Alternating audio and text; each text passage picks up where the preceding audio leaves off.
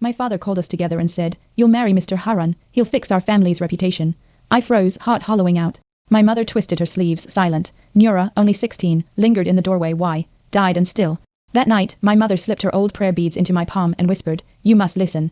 Those beads, once symbols of quiet prayer, burned now with warning. I remembered Illa, my cousin, gone after refusing.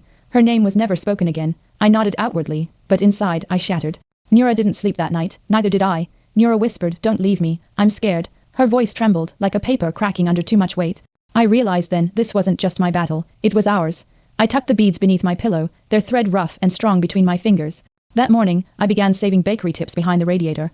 At dinner, father said, "After your sister marries, you'll be next." And Nura's fork slipped from her hand. She looked at me not just in fear but pleading. I decided, we would leave together. The phrase echoed through me. A daughter's duty is to keep the family's honor clean. I tried slipping out once to ask Aunt Sefia for help, but father's shadow was already at the door. "Where were you?" he barked. My stomach twisted. "You've shamed us," he said, voice low and final. I lied, buying cloth. He didn't believe me. That night, Nura stood at our window, tracing the bars with her fingers. "Do you think Illa tried to run?" she whispered. I said nothing, but in my chest, something cracked. We would not end like Illa. We couldn't. 2 nights later, Nura found my stash of coins and notes.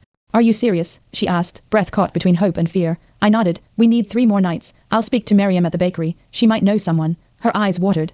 "I don't want to be next." That night, I took the prayer beads, kissed them, and buried them in the garden. Let them rest with the silence they were meant to break. The morning we were to flee, Uncle Tariq arrived early.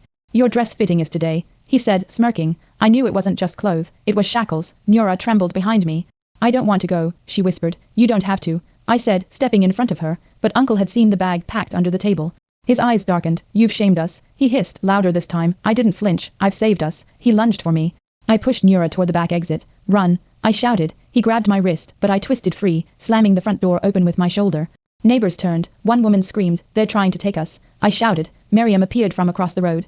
"Let them go," she yelled. The men hesitated. Sirens howled in the distance. Uncle Tariq fled. I collapsed in Miriam's arms.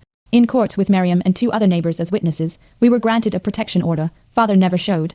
He sent a letter instead, unsigned. "You've killed your mother." She hadn't died. She'd moved in with Aunt Safia.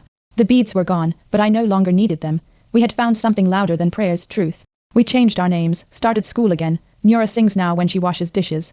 She hums a song Illa used to sing, voice steady, unafraid.